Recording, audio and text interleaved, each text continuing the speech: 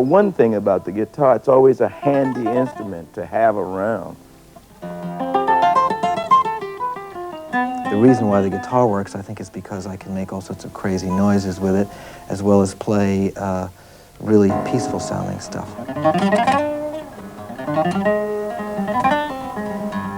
No matter what you play on the guitar, it sounds great. They're just great instruments. So great, the guy that designed the guitar, some caveman somewhere, man, or whatever. Great design. You know, stick with a string and something hollow here is great, man. What a great idea.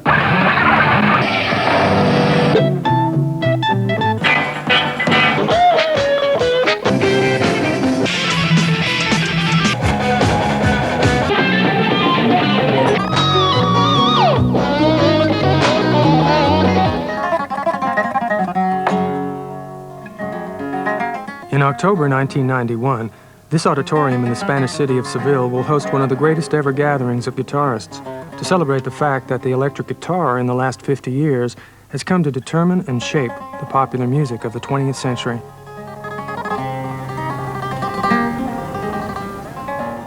This event is part of Expo 92, a massive celebration of culture and science hosted by Seville.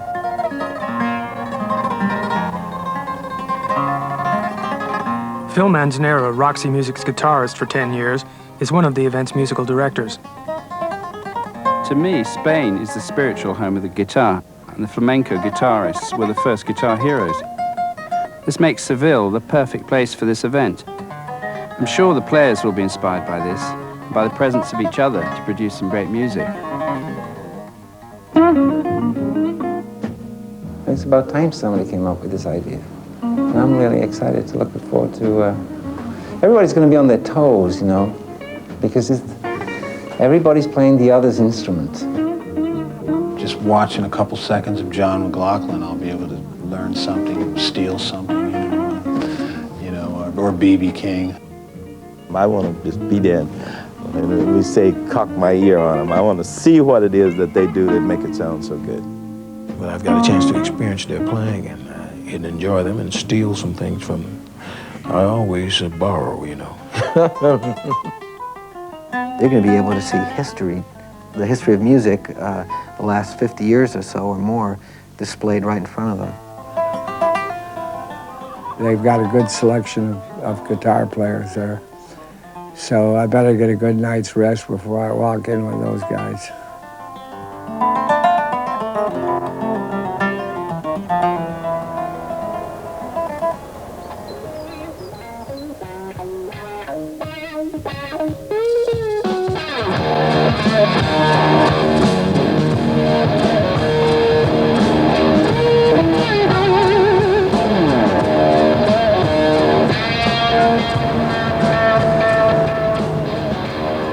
The story of the electric guitar is very much an American story.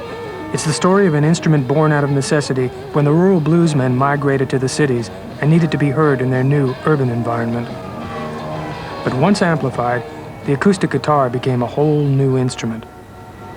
Les, they just won't fit, that's all. Well, why don't we get your mind off of it and let's do How High the Moon?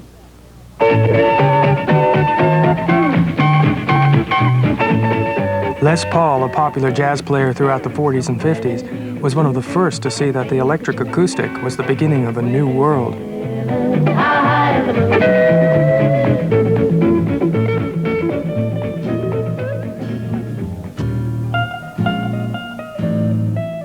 Les, now 76, plays every week in New York's Fat Tuesdays. On an acoustical instrument, one note would resonate much louder than the next note, one would sustain longer than the next one, so it was not consistent. And so the first thing I want to do is get something that was reliable, that you could make two of them, make them sound alike.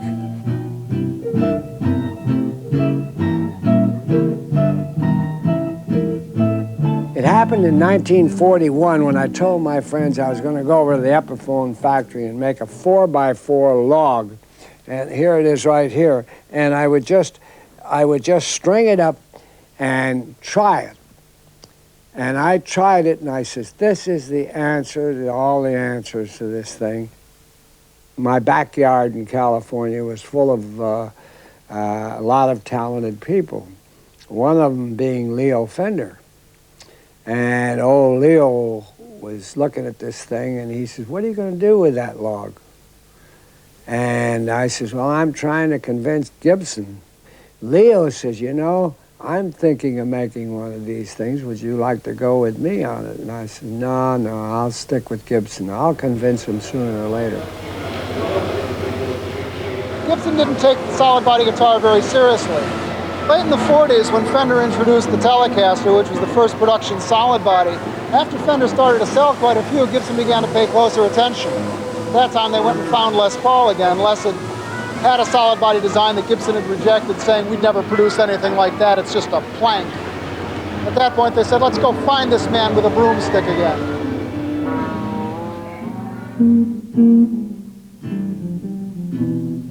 So the Les Paul guitar was born, and I said, "I want that action way down low, and I want this, I want that." Oh, boy.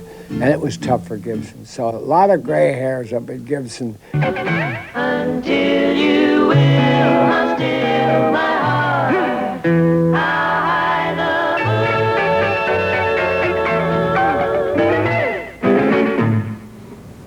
It worked, Les.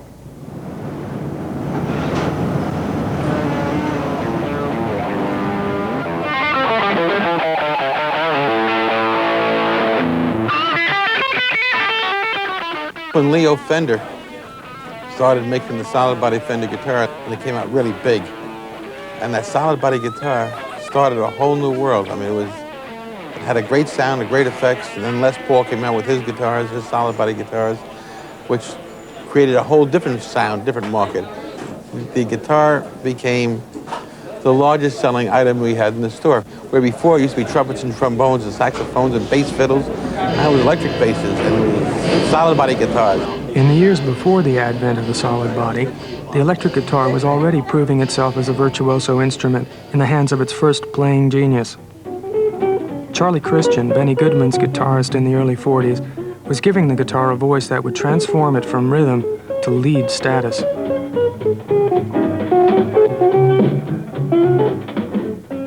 Charlie Christian's success caused really an immeasurable change in that there were people, they heard Charlie Christian, and they say that when they heard them, they lost their minds. And I think they don't mean it, you know, maybe literally, but they became obsessed with that sound. Previously, maybe they liked the guitar, maybe they were playing acoustic guitar, but hearing that electric sound changed their lives, got them to pick up electric guitars or put pickups on their acoustic instruments and start wailing.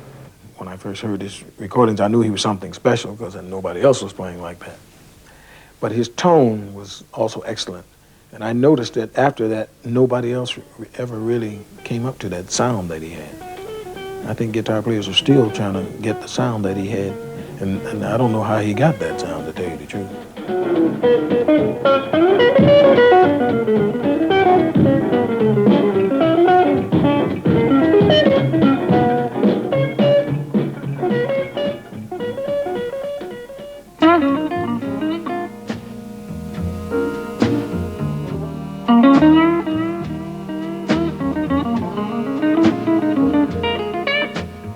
What Charlie Christian was to jazz, T-Bone Walker was to the blues, drawing from both jazz and country to create his own smooth sound.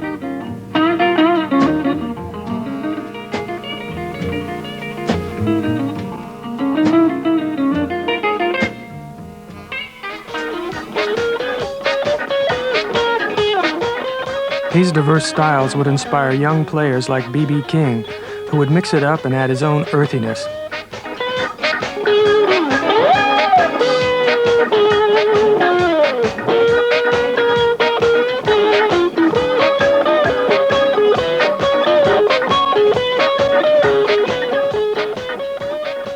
T-Bone Walker would play, he would bend the strings like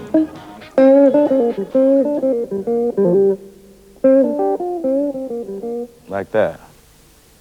Charlie Christian had a way of playing that we hear it in many people, but he would use diminished chords in a lot of cases, playing tunes which would sound similar to this.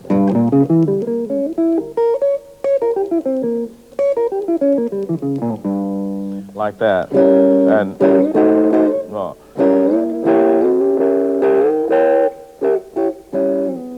I still can't do it. But that's what he was known for doing. Another one was Django Reinhardt. Now, Django was a French gypsy, they told me, and he would come like, and you'd hear this guitar seemed to sing. And then, like that. When I'm playing now, the B.B. King that everybody knows, I can't hardly help but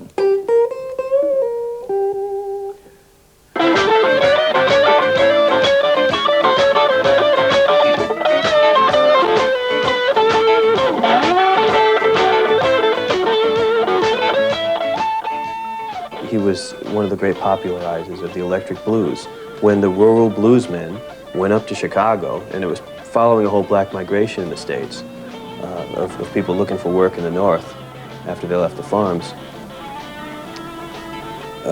B.B. King epitomized the idea of the black electric guitarist in the blues band, which is that's all a rock and roll band is. It's an amplified version of the rural blues.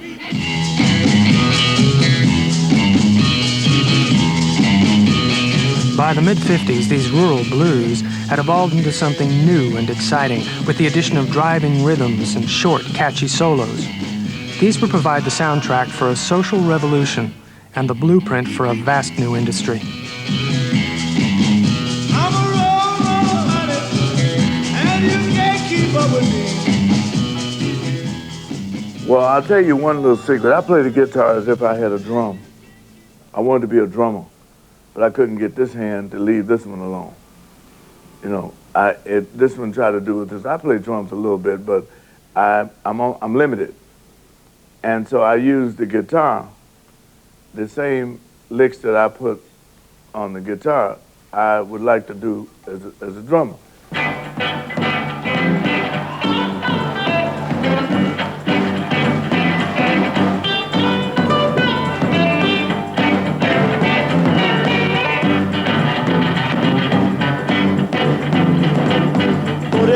Baby, down the rain. I'm the sucker that invented that scratching thing, you understand? See, like when you...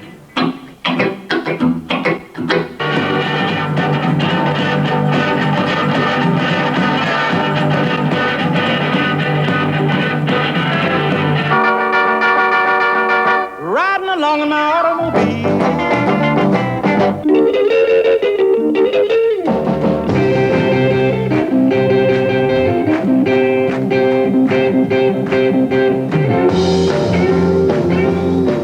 While Bo Diddley supplied the rhythm and Chuck Berry the guitar licks, access to a lucrative white audience hungry for this new sound was not easy.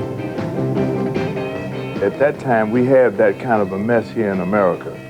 You know, okay, can you find a white dude that can do it? Then you don't have to do it as good, just do some of it and share this cat back over here, and that's what was happening, you know. Well, they said you was high class. Well, that was just a lie. Yeah, they said you was high class.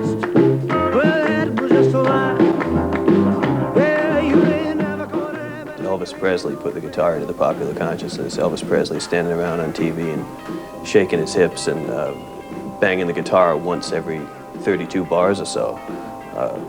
It was a real potent image because, first of all, if a guy's just standing there singing, then sometimes he can look a little corny, let's say. If he's even holding the guitar, it looks like he's part of the band, like he's doing something. And being part of the band was always real potent in rock and roll.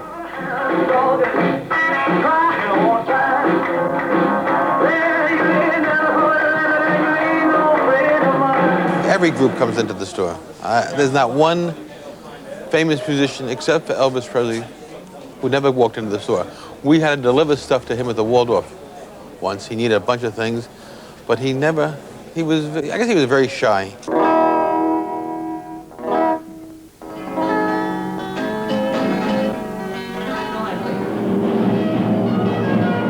Rock and roll was now the music of youth, and the guitar was both its symbol and its means of expression.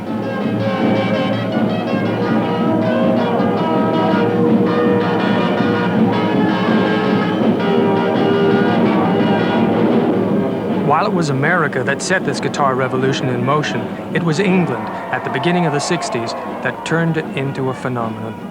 Love, love me do. You know I love you. I'll always be true. So please, love me do. Whoa, love The Beatles put together some of the Elvis Presley idea with the idea of groups like the Shadows, the guitar group, and just as with Elvis, the iconography became so incredibly potent. The Beatles meant so much to everybody that then everybody had to have guitars. I liked the guitar because, you know, it was just, basically, it was a cool instrument. I mean, everybody in my neighborhood got guitars when the Beatles came out, and so, you know, I followed suit. But then after that, I mean, I found it was a pretty nice way of expressing yourself after I got into the players that I decided to listen to.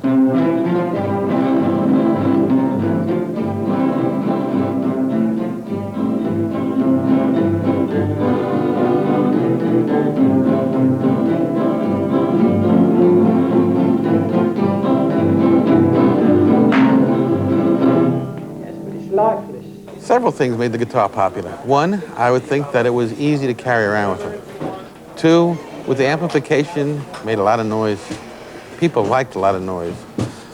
Three, they saw all these famous musicians making so much money playing the guitar while they didn't see it playing the saxophone or the trumpet, because the big bands were really gone by then.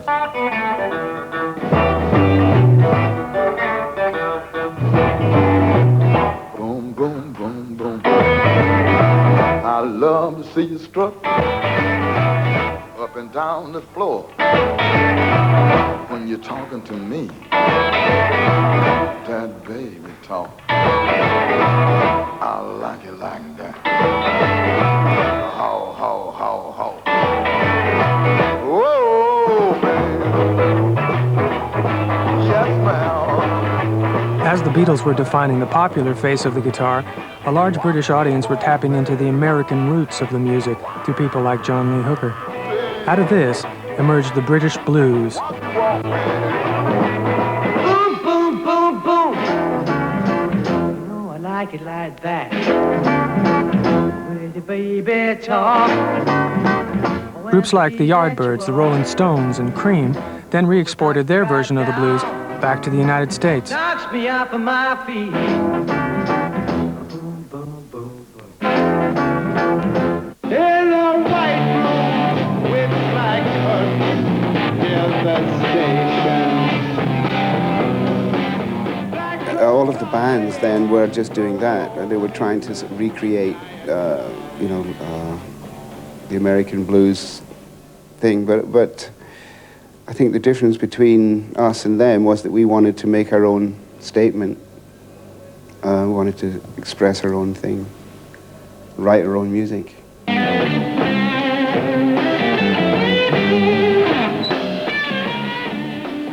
In fact, it worked because then the Americans heard that and they were interested in that. And I remember playing with Muddy Waters and Otis Spann, and they were playing our versions of their tunes. So, you know, it worked, I guess.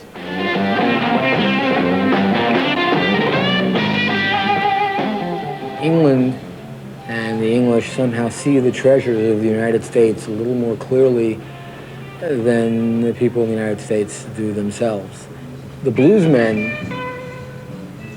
experienced a revival of their careers in England, not here. Here they became passé, in a sense, because their natural audience, the black community, moved past them. When I first went to England, I read a piece in the paper where Eric Clapton had said that it was his first visit to America, and one of the things that he enjoyed most was meeting B.B. King. That was a great thing for me, because a lot of the people that knew he was a superstar had been superstar rather, and been listening to him, you know, they came out to see me, to see what was he talking about. So that was a great big lift for me.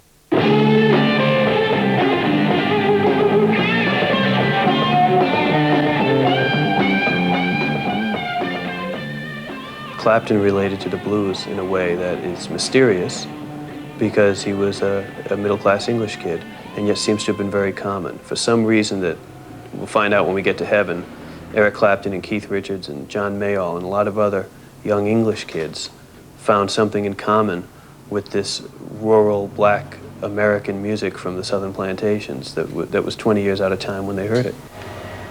This British-driven guitar music meant boom times for Gibson and Fender, who dominated the guitar market for the next decade.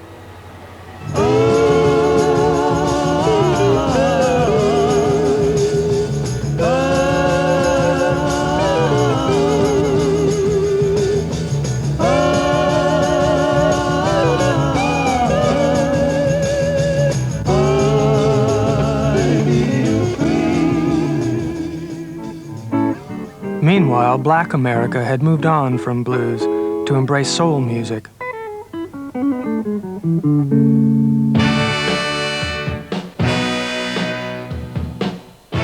For soul music, the guitar was not an icon, but was an important supplier of color and phrasing.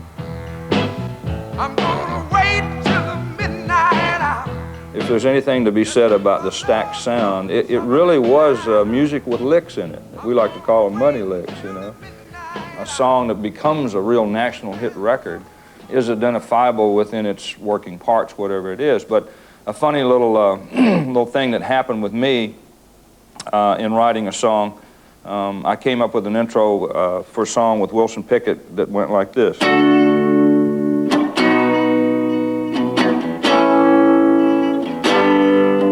I'm gonna wait till the midnight hour, which there again, when you start, by the time you get there, everybody in the audience knows what you're gonna play.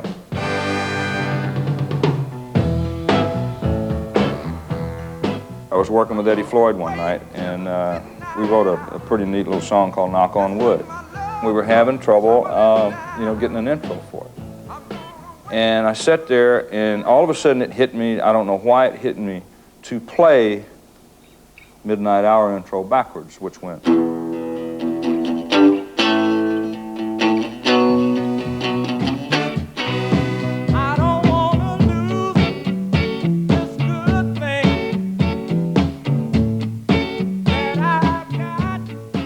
therein lies an example of how something so simple can become so identifiable, and I always refer to it as follow the dots. And if you know anything about guitar, it's marked with these fret markers called dots, and they're on the top side as well.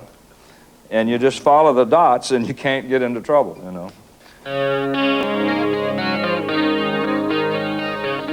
Folk music was the last to hold out to the lure of the electric guitar, until Roger McGuinn and the Byrds showed what could be done with a Dylan song and an electric 12-string.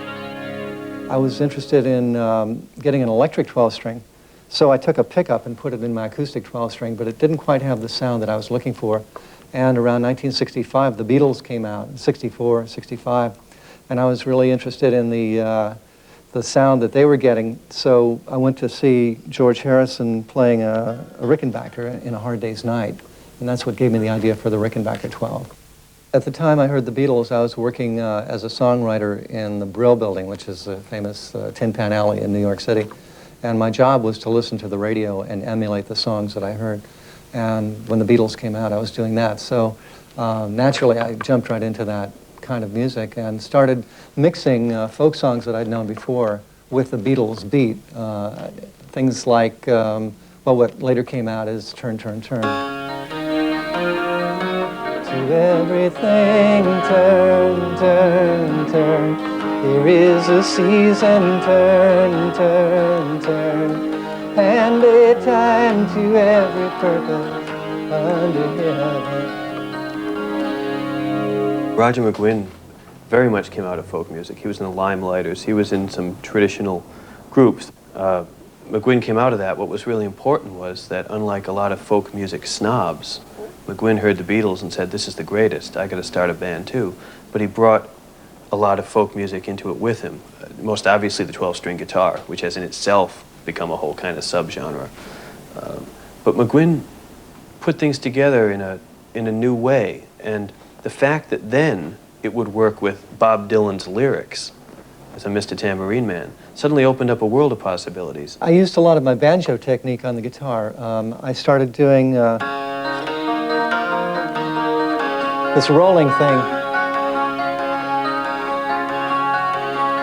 And that would be the substructure of the song. It would be in the song, like, and then I'd put lead lines over it, you know, like on 8 Miles High, like, which was influenced by John Coltrane's saxophone work that I was very interested in. So I was trying to get the valves opening and closing with the 12-string, you know.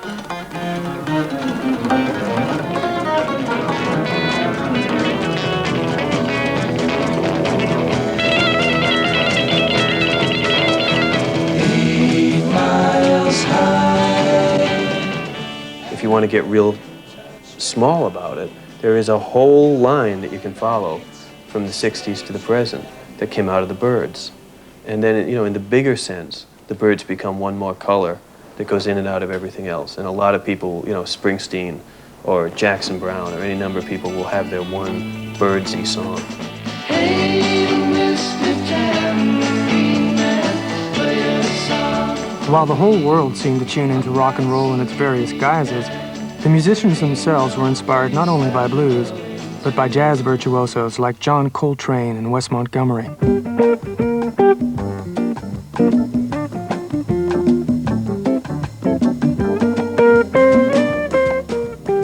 Wes Montgomery was doing something different than any other guitar player. There was no one like Wes Montgomery. And he was influencing every guitar player on earth that heard him. That is, you would automatically want to play octaves when you heard him play.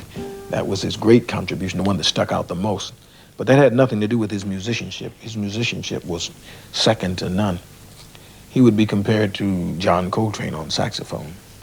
That's how innovative he was on this instrument and how his mastery of the instrument was equal to that. Well, I got exposed to Wes Montgomery through my mom. She used to play a lot of jazz when I was growing up. And when I was really getting into guitar, I noticed some of these records being played, you know, and I really latched on to the fact that this sound that he had with the octaves, playing the octaves, you know. He used to play sort of like this with his thumb, you know. You get a real nice sound.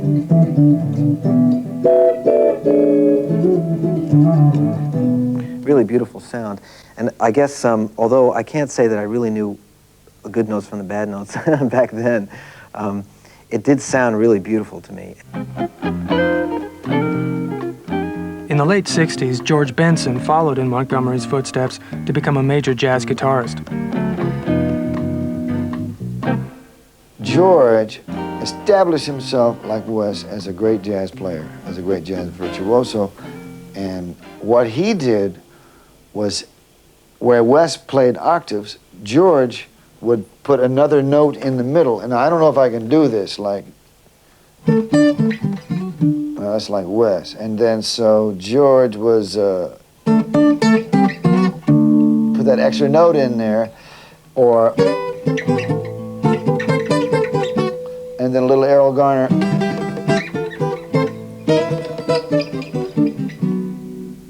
George Benson used to drive us crazy. Came in here and really picked the guitars up and started to play without anybody telling him. I used to kick him out. One day, Wes Montgomery walked into the store and said, "Hey, that kid plays really good, Henry. He's really a good guitarist." I said, "You really think so, Wes?" He says, "He's great." I used to let him play after that. While jazz guitarists didn't take much notice of what their precocious rock and roll offspring were getting up to, one rock and roll guitarist was single-handedly changing our perception of the instrument.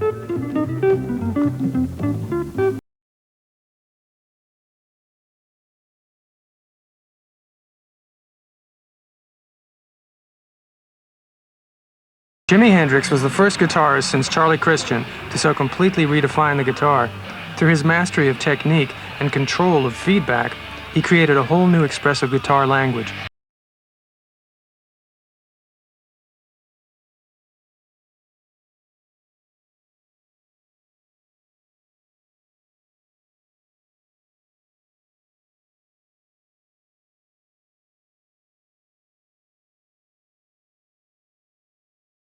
Hendrix just invented the world as far as guitarists go.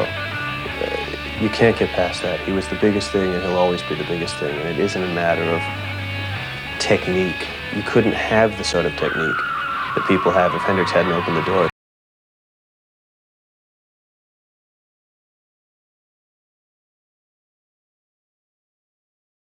You listen to what he's doing on the guitar. I mean, this is amazing. This is almost like contemporary music in a way. You listen to some contemporary classical music. I mean, it's far out. He was really something. I don't think there were a lot of people that were doing this kind of sliding and using it for playing melodies, and Jimmy had. I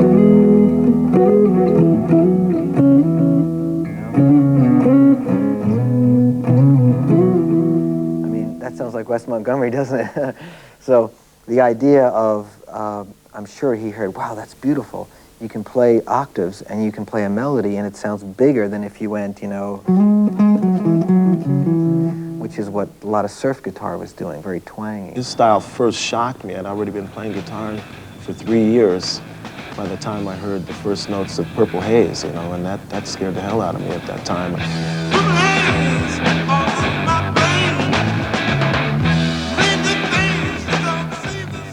When Hendrix started doing that stuff, he sounded as avant-garde and as crazy as John Coltrane or something.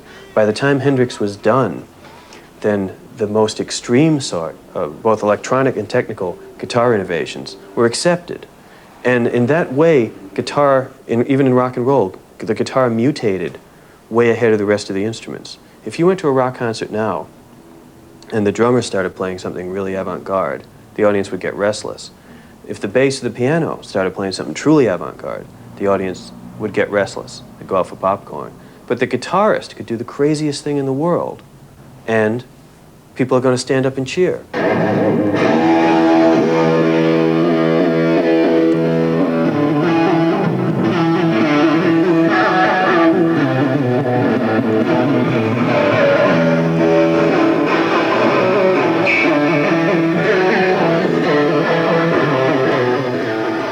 I started listening to Jimi Hendrix, and the day that he died, I decided that I was going to try to be a guitar player as much as I could, and that was probably the biggest guitar moment, because it was sort of mixed with confusion and sadness, but at the same time, a sort of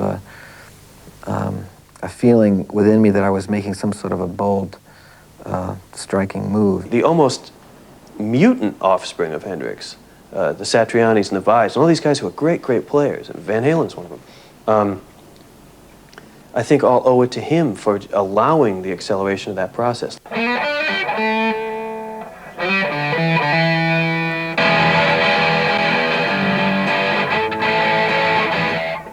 Jimi Hendrix was a customer before he went to England. Worked with a group called Curtis Knight. Curtis Knight's been a customer and still comes in here all the time. He brought Hendrix in, said he's a good player. I opened up a charge account for him. He went to England. I hadn't seen him for 8 months, 9 months. I figured he was a deadbeat. Came back in, and I guess he had just about hit then. Paid his bill. He used to come in, I would say, approximately once a week. And when he was nobody, he used to just come in and buy, he had money. He used to just come in and buy guitars, buy effects. Anything that was different he bought. Any kind of a guitar. Well, I just stop playing this rubbish and dedicate a song to the Cream, regardless of what kind of group they might be in. We'd like to dedicate it to Eric Clapton, Ginger Baker, and Jack Bruce.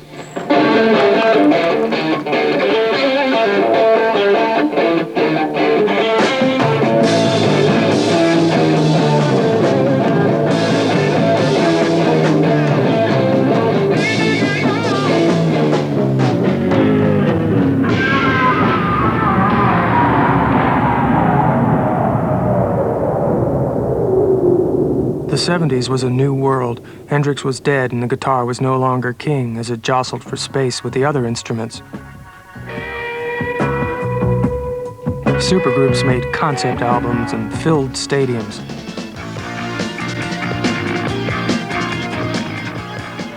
New bands played around with the image and iconography of rock and roll.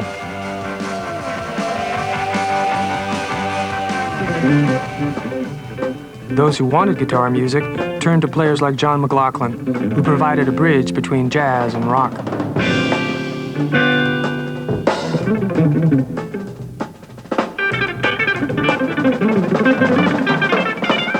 I actually think the 70s was more interesting than the 60s. The 60s was nice because it was the beginning.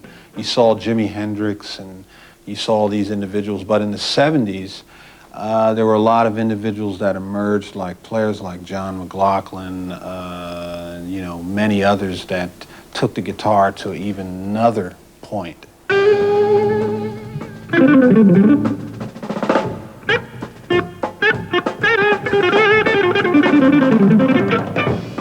When I was 11 years old, the guitar arrived in my hand and one of my brothers showed me this chord.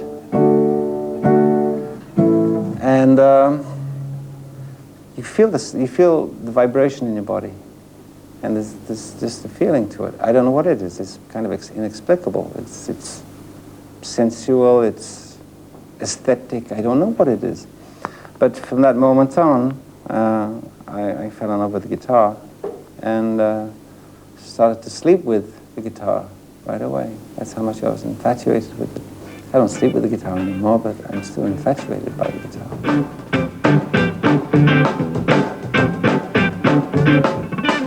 What we were playing was fast.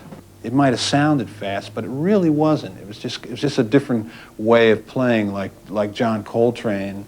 When he played the saxophone, he played a barrage of notes, and people called it sheets of sound. That was his kind of little phrase they used to attach to him. And John especially played like that. Coltrane invented this kind of thing with these flurries of notes, and he would like go through 3 or 4 chords with one phrase, just like that.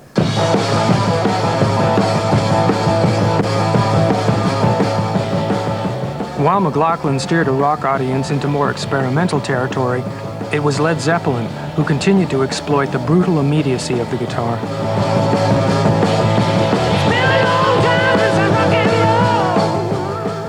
It's really hard to talk about Led Zeppelin because they contained both some of the most cartoony aspects of rock and roll and certainly some of the most influential, as it turns out, for better or worse. They also contained a real sense of power and mystery, and that's one of the things that makes it hard to figure.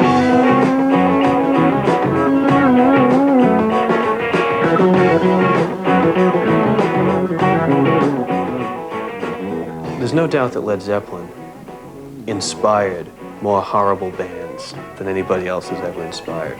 But the music that Led Zeppelin made actually seems to get better as time goes by.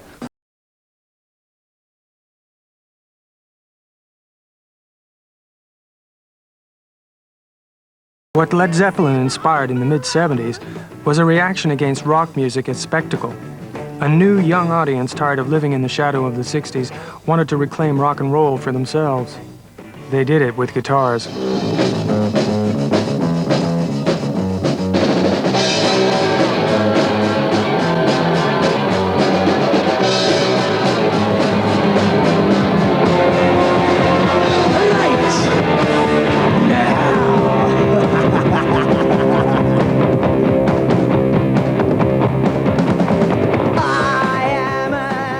Punk's interesting as kind of a way station and a place where a movement that was going this way toward more and more excess got turned in a totally different direction toward more economy. And just never mind learning 749 chords. Can you think of something new to do with those same 3 that you've been using?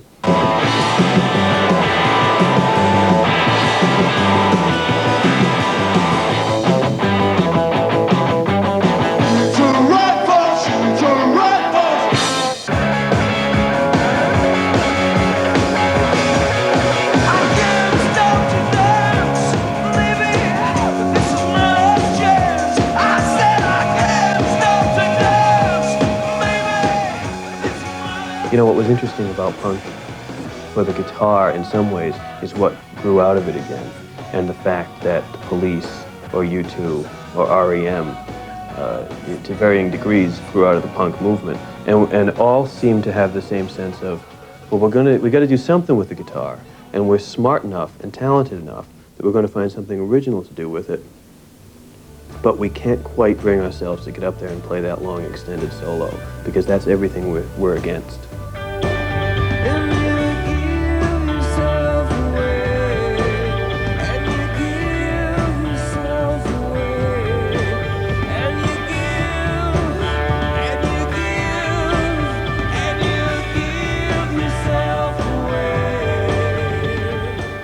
I knew a lot of students who would just say, like, what is this? Some guy comes along and hits a couple of strings and makes all this beautiful music.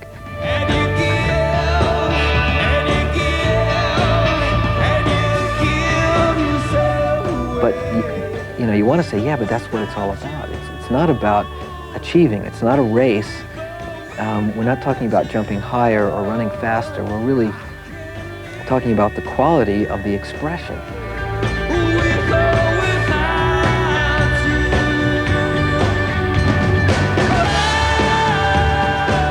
But in spite of that, a lot of players said, to hell with that. I'm going to play exactly the way I want to play, And thank God for that. So that's why we have Steve Vai and Eddie Van Halen and a lot of players like that. Van Halen, seen by many as the father of the 80s rock guitar, seemed to tap into something missed by punk and dance music, marrying virtuoso guitar playing with a flamboyant presence.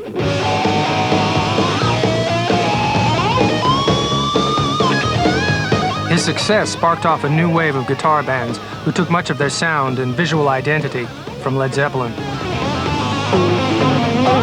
The same kids who teenage generation after teenage generation kept discovering Led Zeppelin, since Led Zeppelin wasn't around anymore, kept looking for some local approximation of it.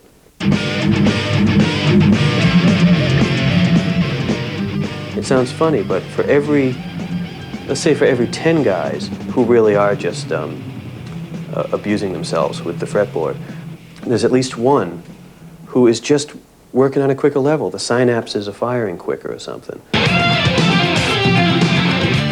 In this metal world, the guitar player consciously enjoys his mythic status and milks the guitar for all its sexual and pseudo-religious symbolism.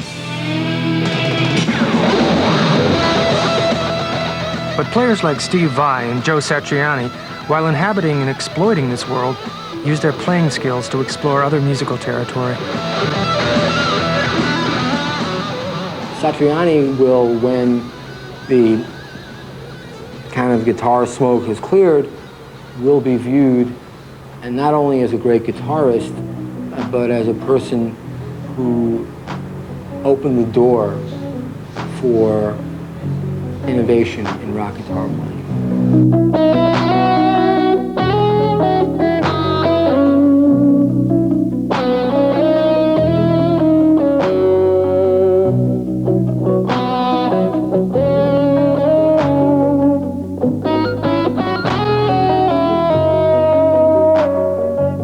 One thing, the importance of the fellas like Vai and Satriani is that they sell and popularize a lot of the guitar. Most of the kids, most of the teenage boys who are taking guitar lessons today don't aspire to be B.B. King, and they don't particularly aspire to be The Edge. They aspire to be like Vai and Satriani. Many of these young guitarists head for Los Angeles, the mecca of this new guitar age. And for those wanting to hothouse their way to that elusive record contract, a left off Hollywood Boulevard will bring them to the world's only guitar institute.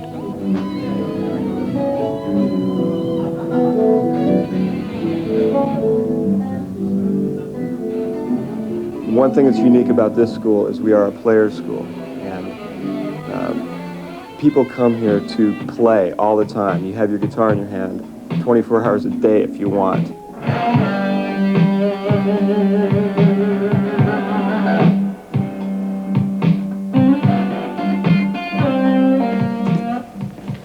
I think that the school is definitely prosperous being in Los Angeles because the industry is here. I mean, everything in the music industry, there is an office in Los Angeles.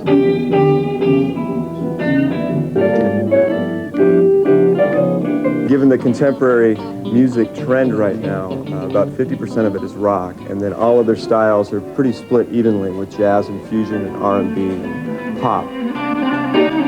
Whatever these students learn about diatonic scales or contractual small print, their dream will be to create a guitar moment that sends a shiver down people's spines.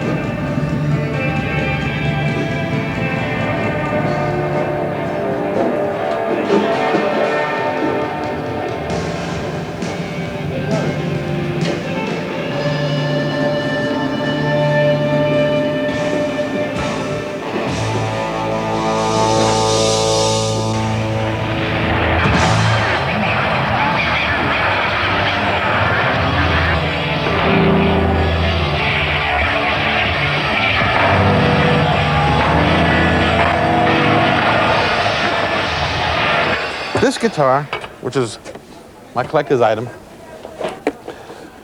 was the guitar that every amplifier in the store was tried out on. In the old days, we never let them try out a guitar over here.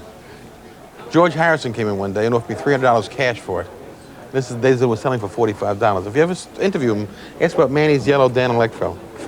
Everybody used this guitar. And we just keep it here for keepsakes. It's great memento of the old days. While the 90s sees every form of guitar music thriving, the guitar itself has become a highly collectible item, traded at guitar shows like this one in Nashville. This is just a place where people can be passionately interested in the instruments to the point where it's almost like dealing drugs. These things are addictive. Guitars are not something that people really feel lukewarm about, to the point where anything of interest. What kind of National you got there? Excuse me, this is just too good. Okay. That's one of the most popular guitars ever made by Gibson. It's a 335. They've been making them for 30 years or more, and almost everybody who's anybody has played one from time to time. That's why you should want it. I like guitars. I just can't help myself. That kind of case alone just clues me that that's a tricone National. It's a type case that comes with a round neck tricone, which right now we need. Like you asked me, what do I need? That's one of them. Anything that's got a lot of switches, a lot of pearl, a lot of useless nonsense on it, always is worth more than it should be. Because a lot of us are really not very mature, we're really not grown up, and we like toys. When Eric Clapton or another great player has a particular guitar, they may even give it a name. You don't hear about anybody naming their synthesizer, or you don't hear much about people naming their horn. They almost seem like the good instruments are alive.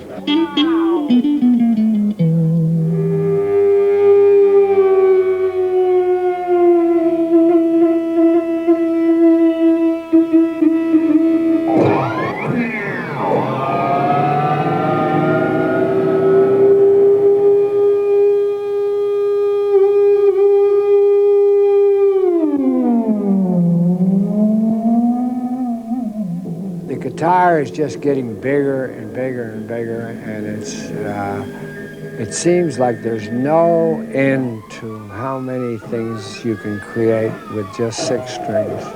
Because there's a guy around the corner that just plays 10 times as much and 10 times better. So it's always exciting to be around. Anybody picks up an instrument. I can walk into the music store and find a kid that high it could scare the hell out of you. So you don't know what's out there until you take a walk.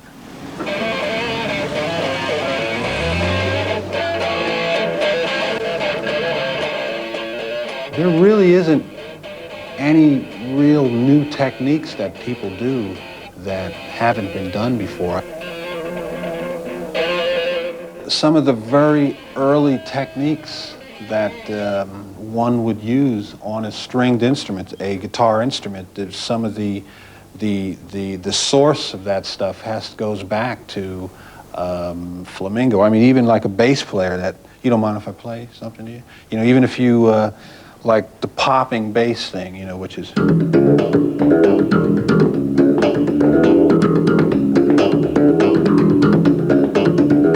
Well, if you take that and if you want to get really historic about it, you could go back to some Spanish guys that, you know, that were playing like this. You know, they were playing different notes, you know, like, you know, that, you know, playing all that kind of stuff, you know, but it's still basically hands, you know, fingers, you know, not picks.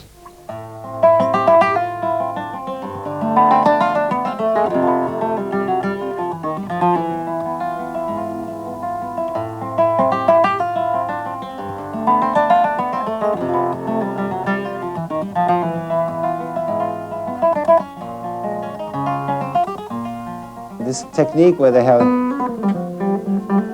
pull the notes very quick. And this technique, in fact, has been taken by the rock guitar players today, but they do it they use very low action and steel strings, and they do this thing like Eddie Van Halen. You know, I can't do it. I wish I could. I really like it. But I think it's impossible in this kind of guitar, where they're pulling and they're hitting a note. And so they're able to get this kind of speed that the flamenco guitar players have had, particularly since the advent of Sabicas and the development that he made with the flamenco guitar and the flamenco guitar techniques. But that's an interesting point, because when I saw Eddie Van Halen the first time and he was doing this hammering pulling technique, in fact it's related to this, in a distant way, to this flamenco technique of pulling.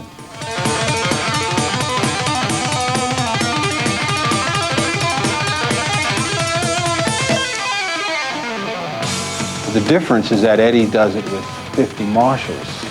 So, you know, the most, you know, a kid with just a mentality of a peanut could see that and see that that's happening, you know, whereas with the flamenco, you have to really, when you see the great flamenco guitar players, you have to really watch, man. These guys do many things that just go by people. The idea of fretting, this is on here, goes back quite a bit. I don't know the whole history of it, but getting all sorts of notes out was something that I actually used in a piece called Midnight, which in my mind, it was my version of sort of a flamenco thing. I wrote a piece of music that really came from a sort of a Baroque style, and then I thought, well, if I could sort of make it sort of Spanish sounding, but not ever strum it or pick it, you know. So I came up with this thing here called Midnight.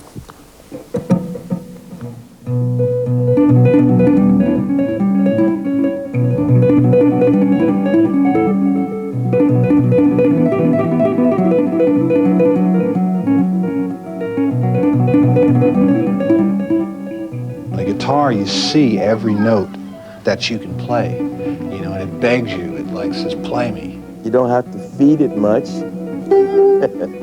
Give it 6 strings and everything is cool.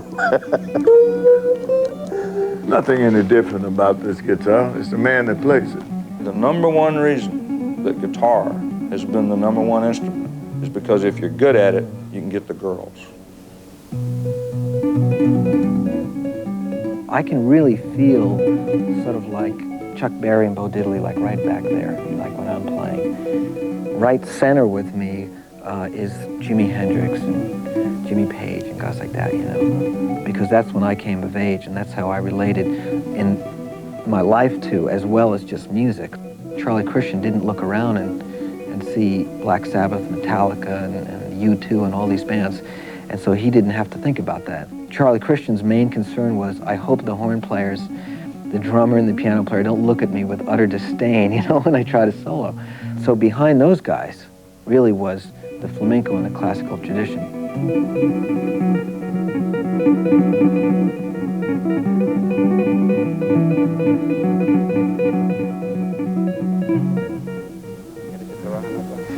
Pero mira, también ¿Es cierto que es la primera vez?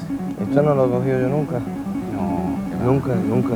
¿Y Yo por no qué sé no? tocar esta guitarra, no. Y- Vamos, no sé. Pero una vez tocaste en mi guitarra MIDI en mi estudio. Sí, en tu ¿Eso es estudio, la pero- primera vez? La única vez.